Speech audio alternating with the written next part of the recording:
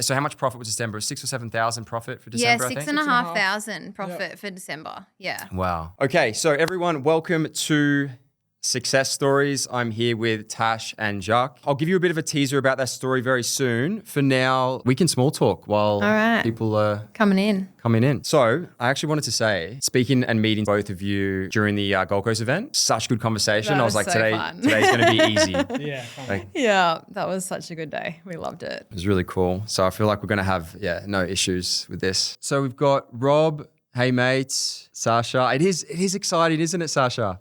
Let's go. Marcus, he's my cousin. Oh, hey. Yeah. What's up, my bro? Aggie and Lee. Hello. Marina, hello. I'll just wait for a few more people to enter. Just while everyone's joining, for those that don't know me, my name is, it's funny because I'm talking to you and them at the same time. Yeah. My name is Will. I am one of the co-founders of the Freedom Club. I have the privilege to host the Success Stories live calls. Today, we've got Jacques and Tash. I really love these calls. The reason I say it's a privilege is to get the opportunity to hear the stories of successful students and what they go through is a privilege in itself, but then also knowing that you all can listen to their stories and potentially make a difference in your journey with Freedom Club is really, really exciting. So I'm just here, a part of the journey for you and for you both, Tash and Jacques. So really grateful to be here. How we're gonna participate in this live call.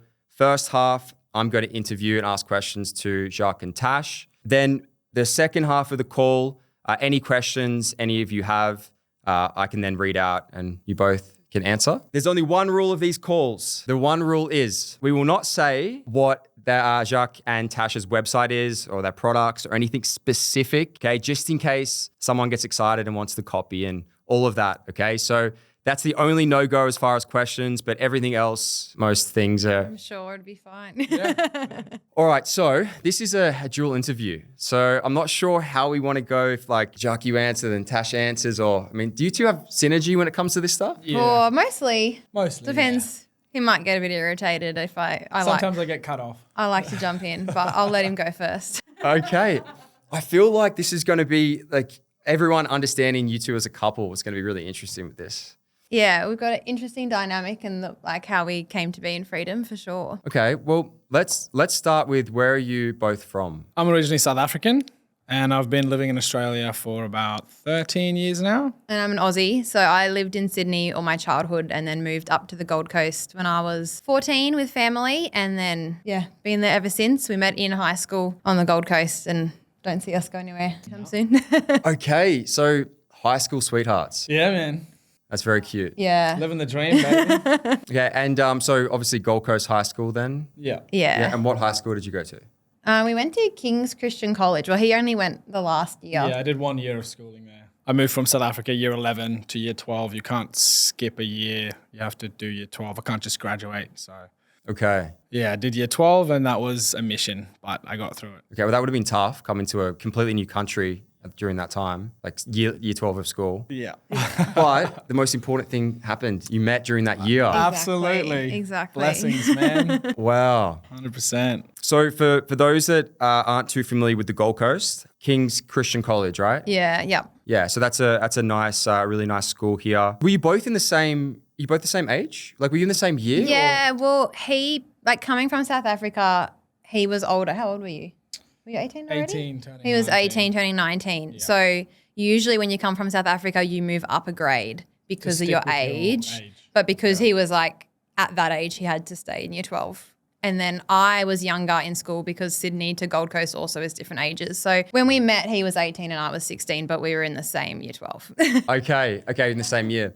I was going to say, if you came to the school, for only a year and you're in different grades and still managed to meet and connect, it's less likely unless you're in the same year, right? Yeah. No, same year. We met at King's does their year 12 school camp, really early into the year because they want you to focus on academics. So it was week 3 or something, the school camp, and we met on school camp at what they call garbage bag formal, where all the girls put a shoe into a bag and are dressed in like literal garbage bags that we dress up, and all the guys. You make it. Yeah, you outfit. make it look like a dress. It's not a bag. You make a bag, like an outfit out of garbage bags. Yeah, and then all the guys pull a shoe out, and that's like their date for the night at the camp. And he pulled my shoe out and didn't know who I was and had to ask around to find me. And then rest is history.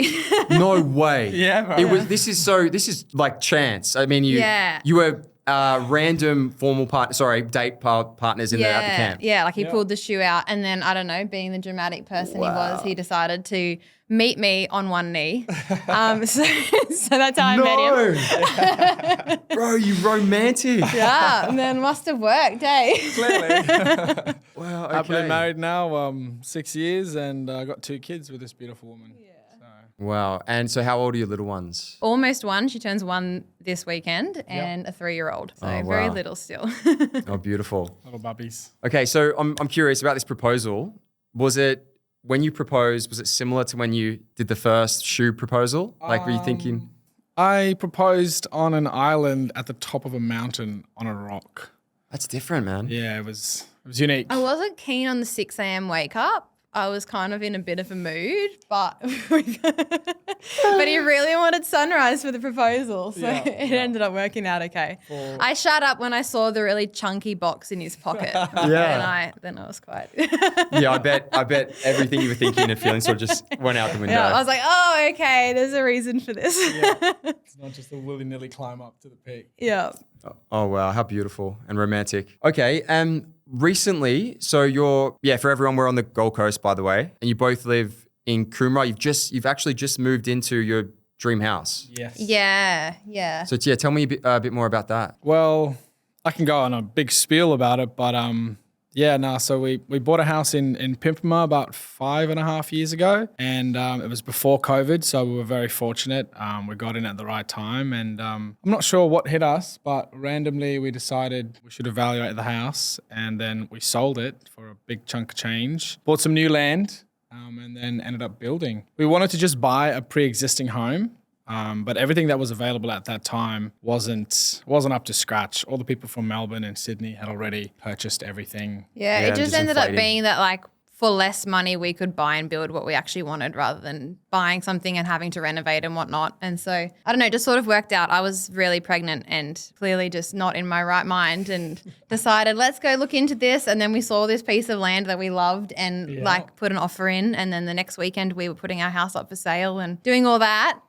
Wow. It was a year of sacrifice because we had to then like move in with family and stuff while we were building to be able to make it all work. But we just got in just before Christmas, so we're loving it now. Okay, wow. So it's been a pretty busy last sort of 12 months for you both. Oh, yeah. Absolutely. Yeah, had a baby. He bought the course a week before I had the baby. Yep.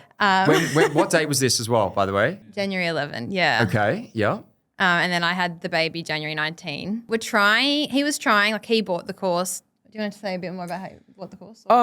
So I've tried to convince the wife of a fair few different courses that I've wanted to purchase, and he likes buying things. Yeah, I'm a pull the trigger kind of guy. When I got married, I relinquished all the finance control to my wife, which was the best decision I ever made because I am where I am now because of her. Oh man, it's beautiful. But she usually always says no, and it's a scam and whatnot. And she was 39 weeks pregnant and over it. And I was badgering about it for about a couple of days, and then she threw the towel in and was just like, look, you can purchase this course, but I do not want to do anything with it. I don't want to touch it. I don't want to see it. I don't want to look at it.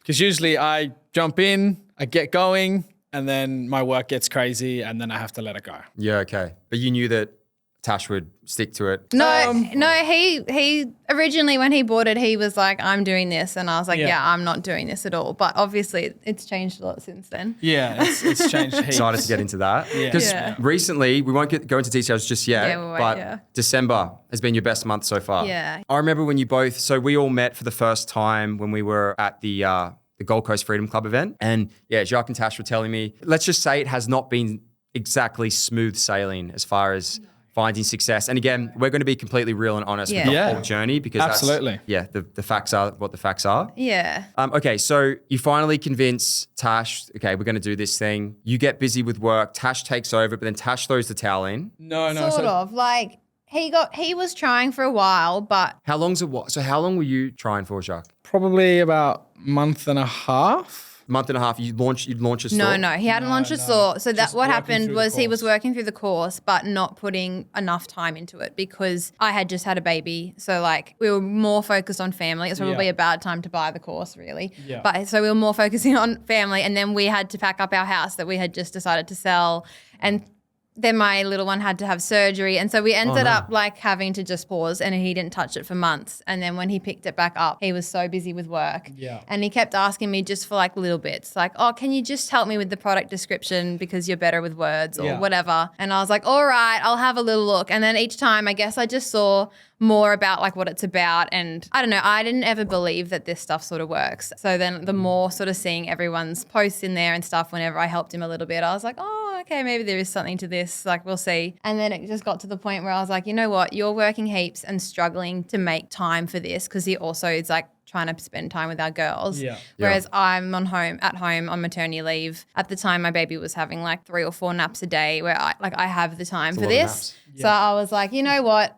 Like, I know I said I wouldn't touch it, but let me just do this because I'm going to be able to do this for our family faster than you can. Yeah. Yeah. So then I started working in naps, and most nights, like probably from about May, June, I started working like almost every night from like 8:30 till midnight on this because there's just no other time in the day. Yeah. So about 3.5 hours a night. Yeah. Just quickly on that, because this is really interesting. I mean, I feel like there's a few emotional stages of getting into e-commerce, right? I mean, the first one is committing to a course. Like that's the first, I guess, biggest hurdle is actually saying, you know what, I believe in this just enough to spend my hard-earned money to give this a crack. Yeah. So if we're going there, so starting there, you said the initial thing was like, this might be a scam or... Yeah, I don't know. Not necessarily it's a scam. Like I could see that you guys weren't scamming people. What but it's more that I don't believe it would work for me. Okay, so why? Like, that's what I'm really wondering. Yeah, he's the believer. He's like, we're gonna be millionaires by July. Amen, and I'm like, nah, mate, like you're crazy. Like Okay, so Tash, why did you feel like you said, what comes to mind when you... I guess it's just doubt that it wouldn't be me, you know, that like that works for other people, but it wouldn't work for us sort of thing. And so actually seeing now... Goosebumps. Things like in the last month or so, like changed so much. It's like, oh, wow. Like I still probably didn't even believe it till it was really coming into the you literally account. have to see the cha-ching, the Shopify notifications. Yeah. But you know what's so beautiful about that is I have no doubt that there is some, if not a lot, of people listening to this right now, or even when they listen to the recording, that are going to be thinking the same thing. I believe in this. I've seen it work for other people, but is it going to work for me? Yeah, you know? exactly. And then especially like, as you know, we didn't do it first time running. Having that failure after failure, it does become harder and harder to keep going for sure. And it makes it harder to think like, is it ever going to work? But even Austin, like he always says, like your success is just around the corner. Like you've just got to try that one more product until you have it happen for you. And that was Austin. true for us. Yeah. There was one time I was so close to quitting, and then I was on one of his calls where he said that, and I was like, oh, okay, yep. All right, Austin. Oh, wow. It's crazy the difference a bit of support and human interaction can make. For sure. And that's what the difference we've found is like the community. Like I haven't done any other courses, so I suppose I don't know, but the community's You started with the best. Yeah, the community's always been so encouraging, and we've got so many people that I'm sure heaps of them are on the call now that have always been like in our DMs supporting us, checking in, how are you guys going? And we sort of have each other's backs. If we need some ad love, you know, send it through. Like it's not just the course and looking at your face and Austin's face. It's also all the people that you're sort of doing the journey with as well, which is really special. Yeah. That's really beautiful feedback. And I'm glad that obviously we've set this up, but to hear it well and truly in action and to hear the benefits, it's amazing. Okay, so let's talk about these failures because we talk about this a lot as a whole in our course, in our different live calls, but it's so true, and I'm going to repeat myself, is that the more failures you have, you're closer to a success. So true. Of course, that's easier said than done, and we can go into That's my next question. So I really want to know how you bounce back from all these failures. But especially with e-commerce, it's a very trial and error. And if you can just be that person that just sticks with it, just keeps trying and keeps trying, you will find success. You will. But believing in that at the time, after seeing failures, it's very, very tough. Yeah. But in hindsight now, we can talk about that because we've had success. Yeah, for sure. So if we're to take it back to the failures, so first of all, how many failures or what you consider failures happened? If you count just actually launching ads on a product, we've done 7. Okay, so 7. Yeah. Okay, so we're going to call it 7 failures. Yeah. Right? Well, 7 including the successful one, so 6 failures. Okay, Six so 6 failures, 7 times lucky. Yeah. Come on, praise Jesus. Yeah. Praise Jesus, amen. Absolutely. So, okay, I want to get into this. And again, hopefully this doesn't scare off anyone because No. if you think about it, you got to try 7 times to then achieve financial freedom, to make your life easier. It's worth it. It's for sure worth it. Right? So how time after time from these failures, and this is a testimony to your relationship too, I know, can you give us some feedback, some advice on how, I guess, you overcame each one of these failures? Our first product did sell. So I guess initially I did at least have some sort of seeing that like, okay, this program works. The ads work, it is selling. Our issue with that one was really just average order value. The product was only $40. And when you're selling a product on Facebook for $20, $25 and then still got to pay for the product, the margin just wasn't there. Like getting $5 profit for an order, it would sell, 10 a day for $50. Like it's just not worth it. Yeah. Whereas now when we sell 10 a day, we're like $800 profit. Woo! Like it's totally different. So I learned a lot with that and probably stuck with it for too long because it was selling. But you're making $5 a day. Like it's not really freedom, is it? So I was working on different ways to increase the order value, upsells, emails, like Chris's calls. Chris must have got so sick of me. I was on every single one of his calls for like so long. I'm like, I'm sorry, Chris, I'm back. I have another question. Just trying to learn as much as like I could to figure out like how do I make this work. And then it got to the point where Chris was like, we need to let this one go. And I'm so thankful for that as well. And then from there, he said, look, the faster you test products, the faster you're going to find something that works. So he was like, good advice. Every week you just need to be testing something else. I know that seems fast, but every week or every fortnight, try and get something else up. And as like busy people, like we're not just sitting at home with time to be on our laptop. That sounded like so unachievable to me. Like I said to Jack, I can't do that. I cannot get a product up in a week. Takes me so long just to like find the images and the product and this and that and write the product description. Amongst the 2 kids. Make the ads. Like it's not something that I can do during the day. Like I said, it's just like little bits at nights or in nap times.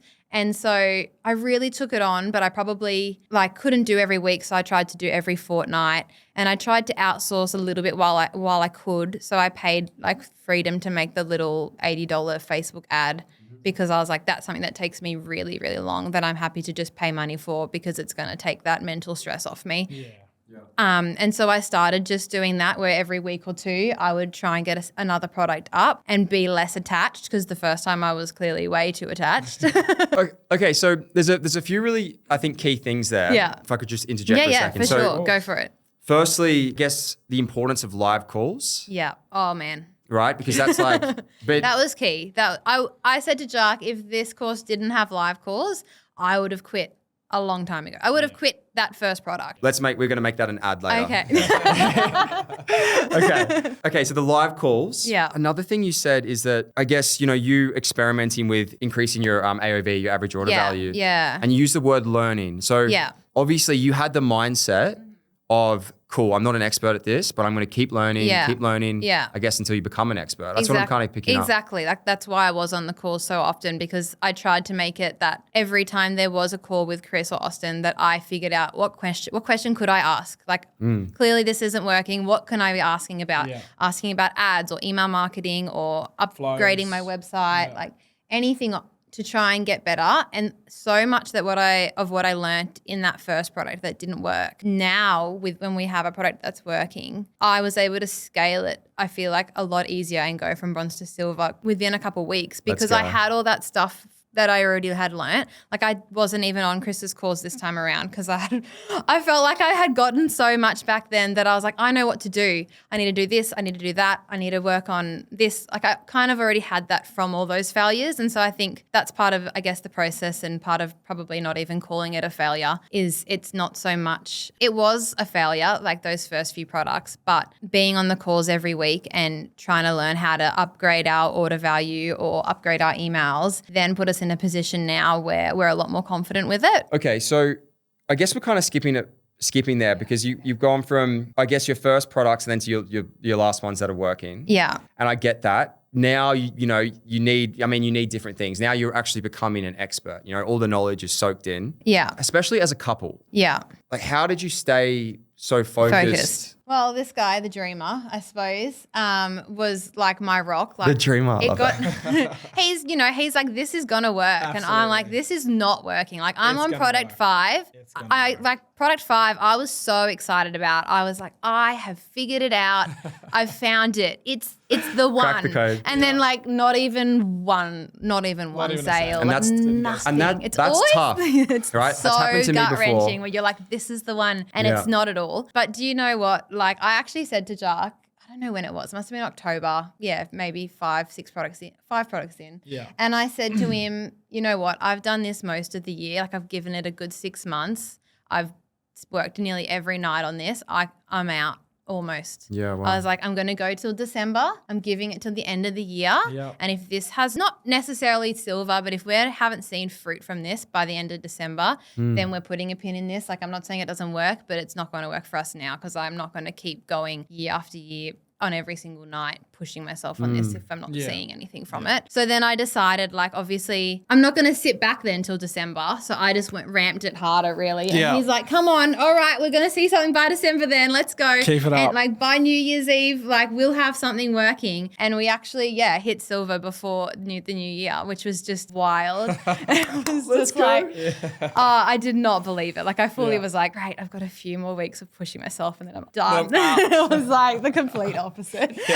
Oh my God. Okay, so again, goosebumps because you got so close even after all those failures. It's almost like Tash, for example, you were like, okay, that's it, no more. Jacques kept you in it. Yeah. But then this point, were you both saying, okay, we're ready to put a pin in it? Or were you Yeah. still... I was, no. that's what I I'm- was never going to put a pin No, in it. you actually did agree. What, that we when I quit- told quit you. Here we go, testing the Quit for relationship. you. Yeah, Quit for yeah. you. He No. agreed that I would stop. You can that stop, I would like, stop. but I'll pick it up. He and was like, continue, I guess I'll pick it back up because his Yeah. work sort of quietens down at the start of the year. So he was like, all right, you can stop end of December and then I'll keep testing products, Yeah. I guess. Yeah. And so Okay. we're going to, I guess, pass the mantle back over it. But then, it all just started working. Okay, but you were at your, personally though, you were at your breaking I point. was almost out. Yeah, for sure. Wow. So it was just wild. And like, we are Christians. And so we did feel like, I was like, end of December, God, like that's, if it's going to work and like you want us to stick with this, then it needs to happen before then. Yeah. And it did. It actually Amen. was really wild. I've been on maternity leave payments for most of the year or Yeah, like long so service wild. leave and stuff like that. And that's sort of what's been keeping us going, like his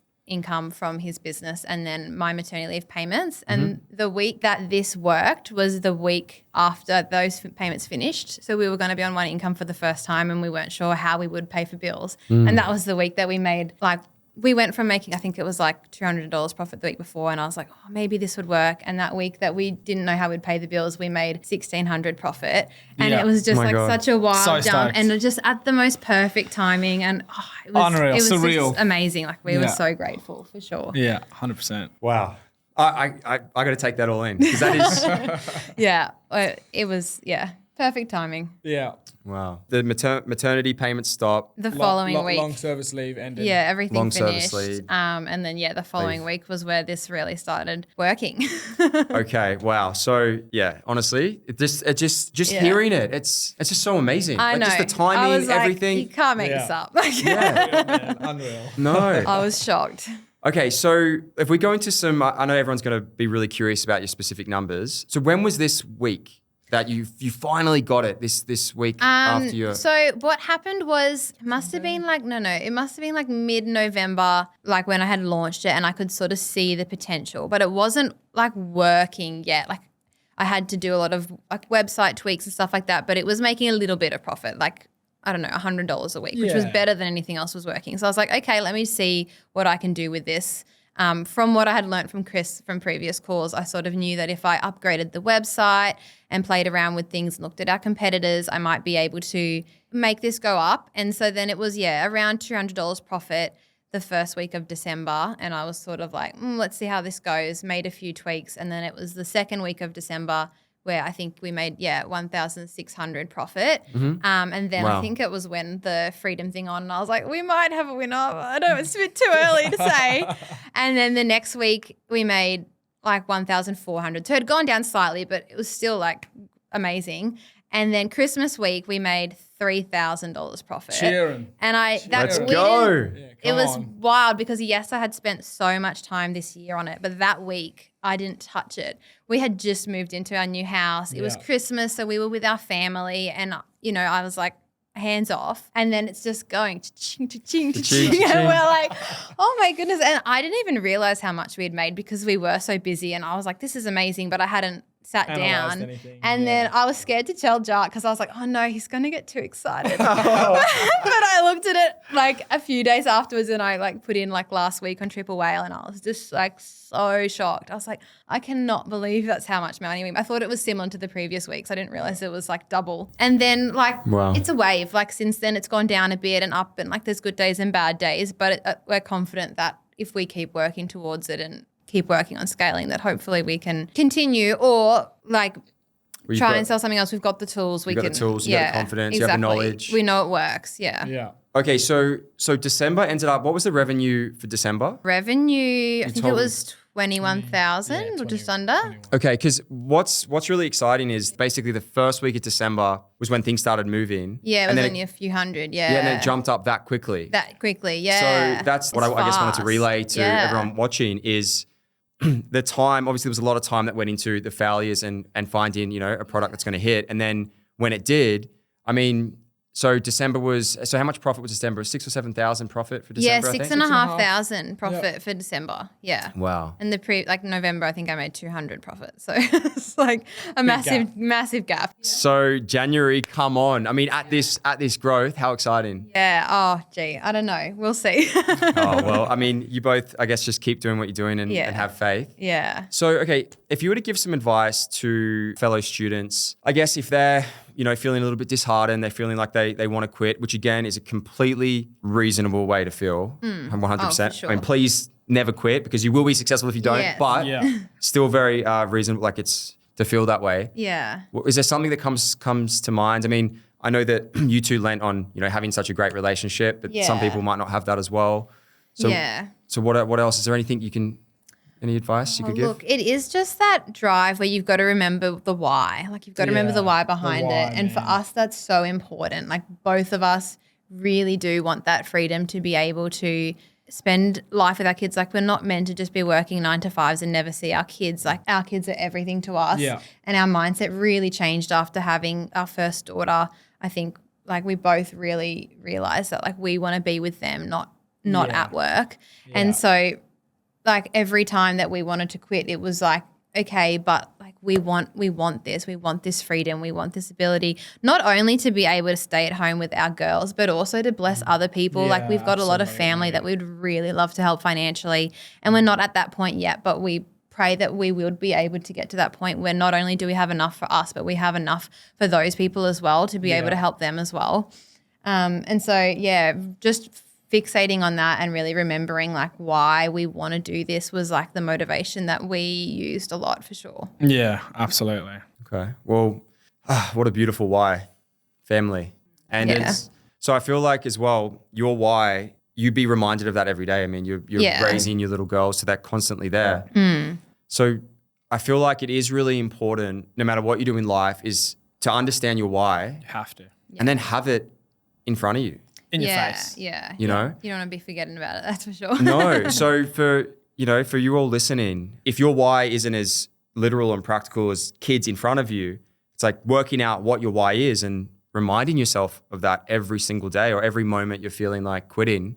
Yeah. Reminding yourself. Yeah, it's like it makes me think of one of the early lessons in the course is Austin's, what is it called? The pictures that he gets you to make. The vision board? The vision board. Yeah. And I remember when Jacques was doing it initially because he was doing those lessons. My vision and board I was is looking at it and I was like, why is he getting you to make this stupid thing? Like I had no Sorry, buddy. Sorry, Austin. But then now I loved it. He loved it. He was like, this is a vibe. Look at my vision board. Oh, He's like, I'm putting it as my desktop screen. And I was like, oh. 4 kids with a wife, a multi-million dollar I home, didn't get it. a boat. I was like, what is that going to help? But then now I see like for sure how much that can help when you are lacking in that motivation and you really do need to remember why you're doing this, that you do need those visuals for sure. Yeah. Yeah. That's interesting because, Tash, I'm very similar to you in this way. Vision boards definitely don't work for everyone. Yeah. Like for Jacques, obviously. I mean, look how excited you just got about it. I can feel the energy there, bro. He's like, it's so good. I work too much, man. I miss too much of my little girls to not have that vision board come to fruition. So, it had to be a reality for me. And I think it will be. I believe it will be. Yeah, wow. I can, both of you, but just the conviction. Yeah. Yeah, wow. I've had a tough working season, man. There were times where I was doing like 80-hour weeks, sleeping in my car. Like we wouldn't see him like all week. Yeah, I would leave in the morning, come home, sometimes not be able to come home because I'm too tired to drive. It's not safe. Crash in the car and then work again the next day, 12 hours and just keep slogging. And I got to a point, that's why I kept pushing her because I'm like, I'm done. Like, you're doing this for me. Come on. I'm so done with what I'm doing. I can't keep doing what I'm doing. And when you do that, you lose all mentality. You lose your physical. You don't eat. You don't drink water. You don't take care of yourself. And then everything just starts to decay, I guess. Yeah.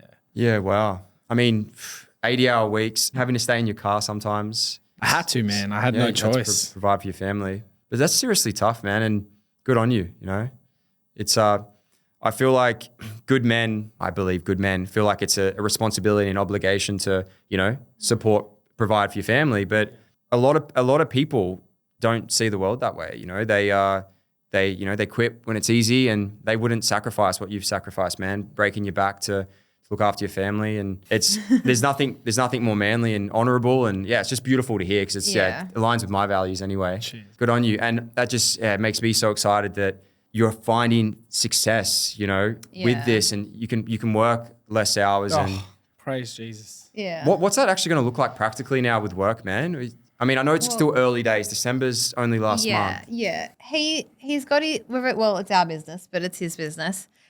So we do have the flexibility, being his own business, that if our income was doing better in other areas, i.e. freedom, he could step back from that and just have like more employees and less of his physical presence. So that would be the goal.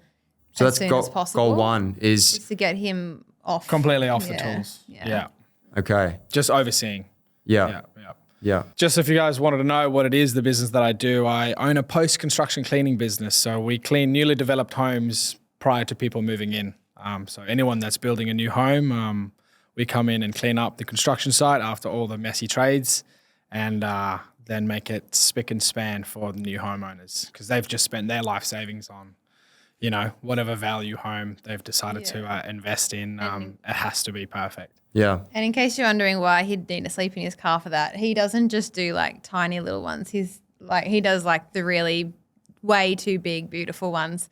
Probably, which is part of the reason why he wants freedom and all this money is he sees these incredible houses. Yeah, a lot of the homes we clean, you could, I guess, they're like luxury. Consider it like the 1%. Like we're talking, they sell the homes anywhere between 3.6 to $7.8 million. Pretty crazy. Wow. Yeah. People are spending that kind of money, man. They can't be.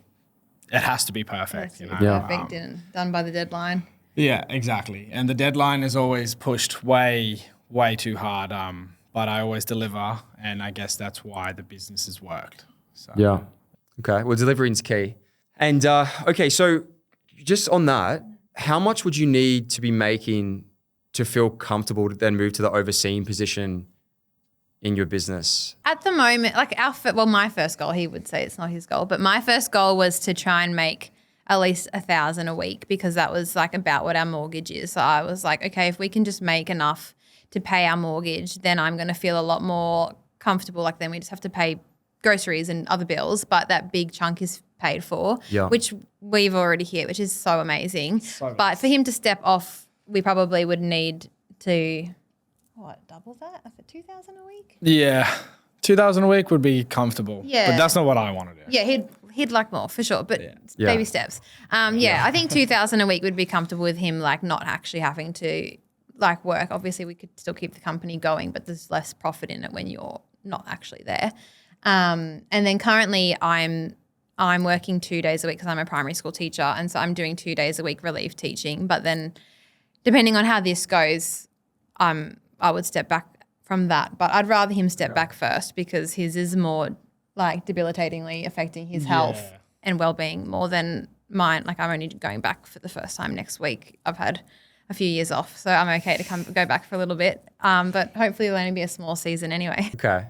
Well, look, I've never been a mum, but I also know just from seeing my mum and how hard it is to raise a family. That's also back-breaking work in a way as well. So. Yeah. Well, when we had our first daughter, I think my perspective changed a lot, and I originally really, really loved my job and loved like that and found it really fulfilling. But after having kids of our own, like I just couldn't imagine going back to full-time work. And so I haven't worked full-time. Like we've been blessed enough to have like little work from home positions and stuff like that, that I've only ever worked a couple of days part-time since I had her 3 years ago.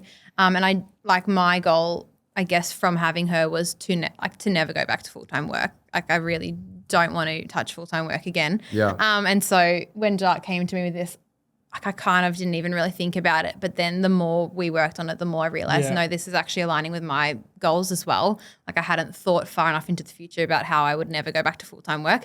Yeah. But clearly like we did need something like this where, at the moment I'm probably only spending 2 hours every second night on it. Okay, I'm sure that's going to be a question that comes up. Yeah. So I guess that's a reality now. Like you said, you hadn't really pictured you not having to work, and that's I guess that seems like more of a reality now. For sure, right? It's becoming possible. Yeah. One of my just before we go into that, one of the biggest drives for me to continue to push my wife to stick with this whole freedom course was my family moved us over from South Africa to Australia, and they had to sell everything.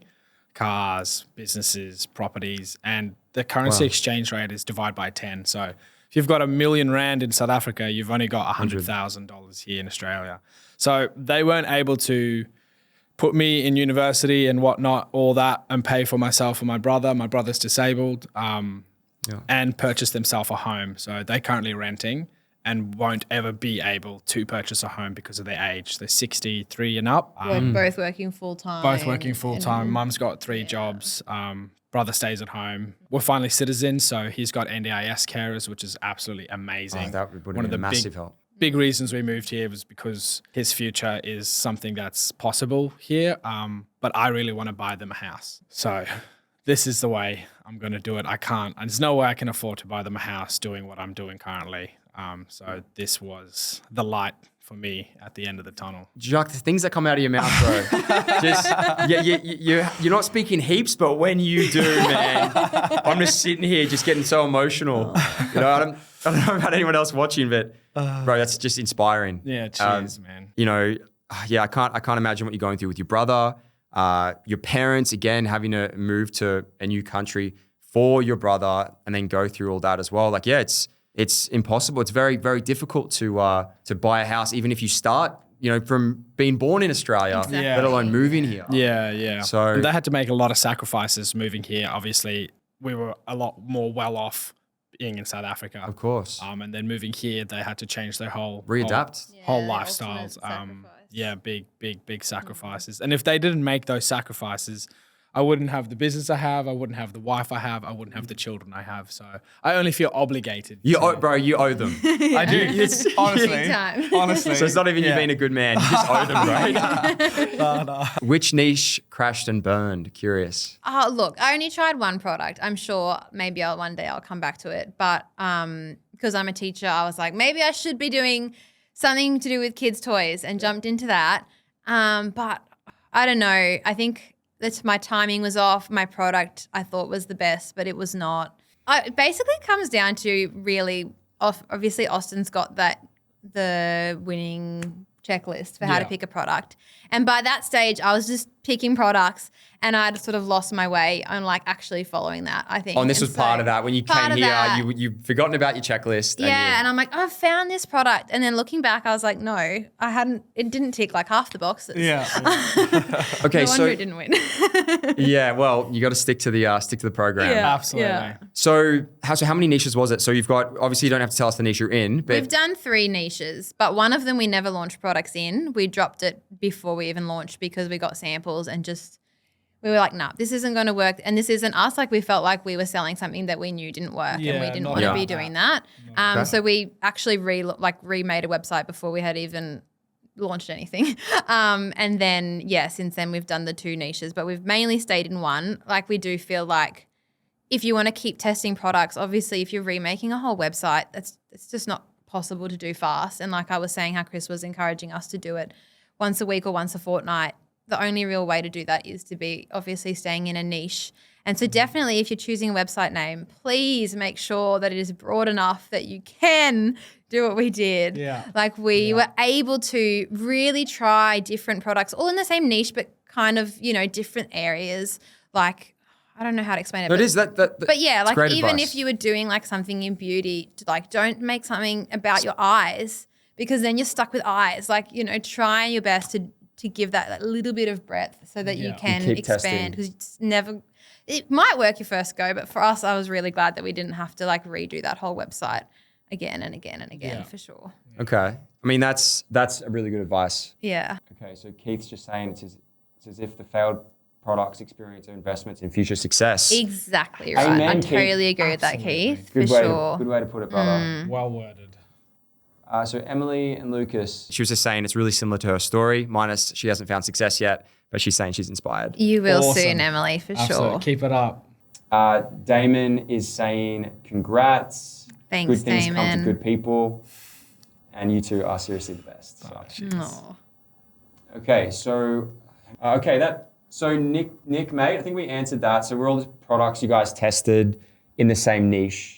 Yeah, most of them were similar, but still in like different areas because we did have a broader enough name that we could. Yeah. Yeah. So such an epic story of persistence from Richard saying congrats. Cheers, mate. Wow, everyone's so engaged. I love this. Love it. You're all so amazing. Thank you all for Amazing. being here. And I'm just skipping through to find the questions because I don't want to run out of time. But I can see all your beautiful messages, and so can Jacques and Tash. Yeah, we're reading. Oh, I just jumped down a bit. Oh, but it I did? think someone was asking about how much we spent. Oh, there we go. Down. Go down a bit. Yeah. Okay, so approximately how much did you spend since I guess the beginning? So we've got the course investment. Yeah, how Okay. much money Well, did you go through before Not you found including success? the course investment. Yeah, we would have spent maybe $2,000.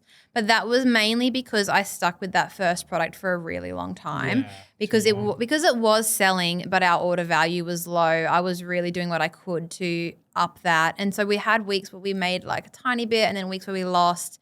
And then I bought a few UGC packs to see if that would help, and I got samples and whatnot. And so that probably, I don't know, it was maybe eventually, like I probably didn't realize it, but then looking back on it, I was like, oh, I'm actually down $1,000 from that sort of thing. Okay, so 2,000 in total, but half of it was when you sort of stuck at this this initial crack. So like obviously most people wouldn't have lost that much. Like, and we didn't lose it. Like we learned so much from that. Yeah, absolutely. But you know what, Tash and Jacques, like $2,000 to trial as much as you have in the time frame that you have, I feel like not too bad. It's not too Yeah, bad. we really weren't like, You know? I struggle with money stuff. So I was like, oh my goodness, I've lost us $2,000. But he was like, no, like not at all. Like Oh, what are you talking about? He's like, no, not at all. Like it is part of it. Yeah, And you have to like, spend to learn. really the thing that's made the difference this time around is like I knew that about the order value and I knew sort of ways you could get it up. So now even though our profit margins were pretty good this time, I then straight away was like, right, we need to find a complementary product that we can actually upsell, and started working on that. And that even that alone, like 1 in 3 people upsell with us. Yeah. So Wow, that's one really in good. like 1 in 3 people, like we would have made whatever it is, $70 profit, and then suddenly we're making 110, 120 profit purely because they've decided to that they need our complementary product as well. Yeah, that's right. So finding a complementary that like actually works really, really helped us. Yeah. And that's what I couldn't do initially. But then this time around I was able to. And then even like playing with price, like every now and then I have tested putting my price up by $5. Just tweak it a bit. Putting it up by $5. Like That's look, good. and look, I've put up our price like by $30 now since we launched. And so that's another $30 profit that I'm now getting on every single sale. Yeah, But and you do have to test price and, test the Yeah, market and see how yeah. your ads keep performing. Exactly. And then I put it up again and the ads started tweaking and I was like, right, go back down quick. Like you've got to obviously play with it and tweak it. Yeah. And when I first started this with Jacques, I had no idea of that. So I said to him when we were launching this first product, we were actually about to go to Bali on a holiday. And I was like, I just want to launch this product before we go. Then it's done. Then I can relax. And some money could be coming while you're in Bali. Would be I cool had too. no idea. Like we didn't end up launching. We waited until we got back. And I was so glad because once I launched, like that's when it really starts. That's when, you actually are, okay, I'm spending money on this every day. I need to be on this, looking at this, working on this. Yeah. It's not just set and forget until obviously later on when it's working. And I just, didn't know that at all. Okay, so that's really interesting because obviously I've spoken to Matt and Richard before you both. And one of the biggest things was making sure that your primary product is close to $100 because it just, the back end, as far as your ads, just makes a world of difference. And then also your complementary products, that's a really, really important thing you said is it's not a product that just looks good next to it. It's like, oh, it's the same niche. This will go together. It's like, no, you need the complementary product in order to get the best use out of your primary product. And that's exactly how we've found that to work. So yeah, it's made a massive difference. I didn't have the complimentary up for a while because it just takes me so long as a mum to get things like that up. And so there was a few weeks we were running that I was like, oh, I think that would be a really good idea. And Jack's like, get that up. Yeah, let's go. And then I got it up and it just started like selling, not necessarily on the website, but as an upsell. Like after they've purchased it and it finishes, it pops up and it's like, whoa, don't you want this sort of thing? And most people are like, yeah, actually I do. 33%. That's insane. Yeah. It's great. And then I've also like, you've got to test everything. So then I've also got an A/B test. Okay, this key point. My complimentary product is actually not half price. I didn't follow Austin's thing there because I wanted to be able to have a big discount on the upsell. And if it's already half price, then when you upsell it later, like you're going to lose too much. So my complimentary product is actually only like 20% off on the website. And people buy it like that occasionally. Yeah. But then because it's only 20% off on the website, then when it comes up as an upsell afterwards. It's a way bigger deal for them. I currently have an A/B test as either 30% off or 40% off. And I'm able to do that and still make plenty on it. But they feel like it pops up and they're like, whoa, I can get this product that's going to really help. And it's 40% off like right now for 3 minutes. And that actually works. Yeah. Between the 30 advice. and the 40% off. Yeah, what's been working I better? wanted to have 30%, but I was like, oh, let me just test.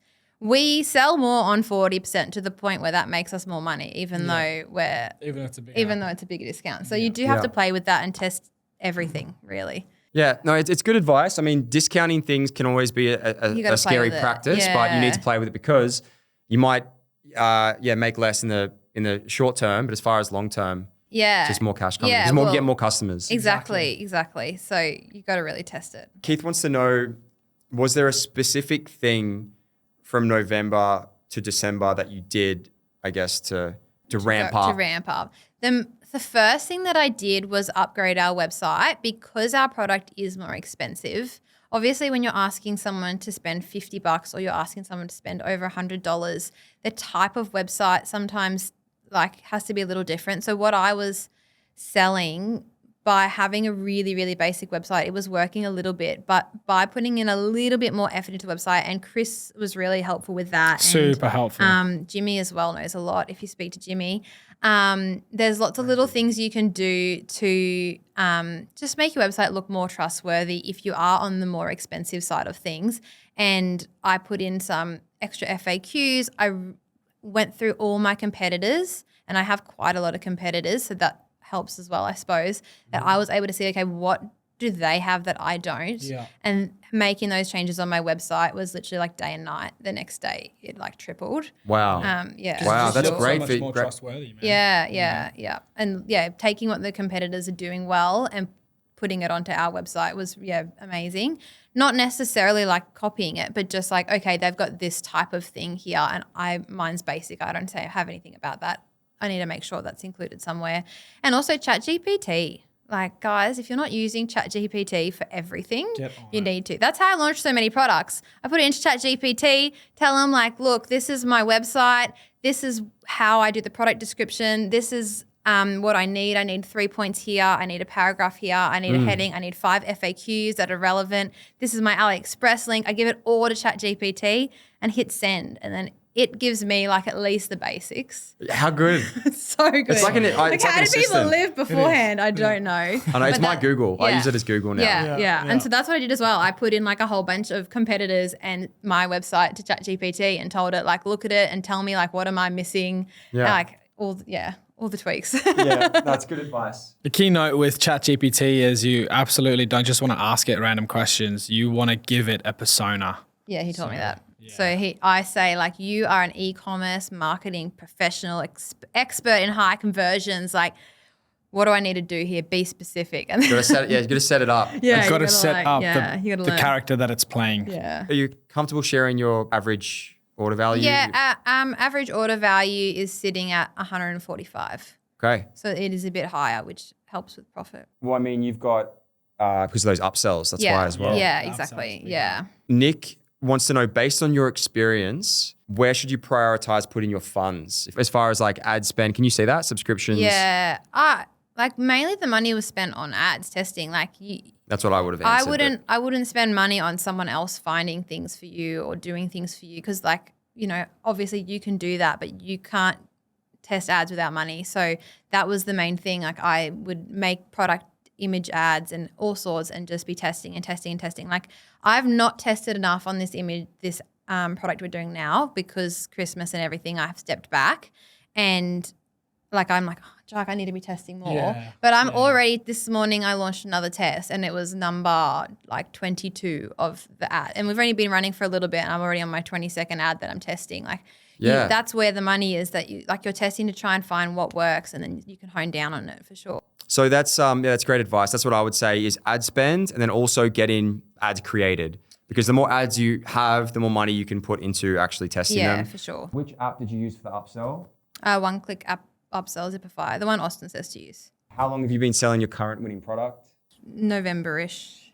Yeah, that's November. Right. Yeah, that's right, somewhere in November. So last question, sorry, I just had to speed run that, is it was how long test changes for? It's not super specific. Oh, like if I was upping the price or something like that. Yeah. I think like Austin and Chris have said before that you should like minimum 3 days because you can have like a really good day or a really bad day. So you can't just like change your price by $5 and then have a bad day and think it's because of that. So I would say 3 days minimum, but usually I'm a little bit indecisive. So I usually leave things for like a week unless I freak out and quickly change it back. That's so funny. Okay, so 3 to 7 days then. Yeah. Okay, but that's good. You got to be patient. It is an outlay as well. Yeah. So you need to can't just let be aware of that. You can't just let it sit either. Yeah. But I probably do. How many products do you have at the moment? On our website, a lot, because we had that same website that we were sort of testing and I left you've left things all the on old there. ones on? Most of them. Okay. Like they all sort of make sense for our niche. Like it doesn't look weird without saying much about our niche. Like it doesn't look weird that they're there. Yeah. I've taken a couple down that sort of didn't go, but besides that, they're all there and I do sell some of them on occasion. So randomly. Yeah. I don't know, depending on see. depending on your website, you know, like sometimes when you go to a website and a store and they have more products, like it doesn't make you think anything of it. They're not heaps, like it's still, I don't know, maybe like 12 products on our website. So I've just left them there, but I don't have like bundles with them or anything like that. They're just there for whoever. And occasionally people will jump on. One of Chris's key little nuggets is he says to after they make a purchase, they get a new customer email with like a really big discount code, like 30 or 40% off because you've already paid for the customer. So we send them a big discount code and like not often, but maybe like 1 in 10 or 1 in 15 people will jump back on the website and just buy one of those other random products. Good to know. So we leave it on because of that. Yeah. Okay. Well, we actually got through all the questions. Amazing. Nice. So I'd just like to say, firstly, thank you to you both so much, honestly, because You weren't forced here. You're not getting paid to be here. No, absolutely.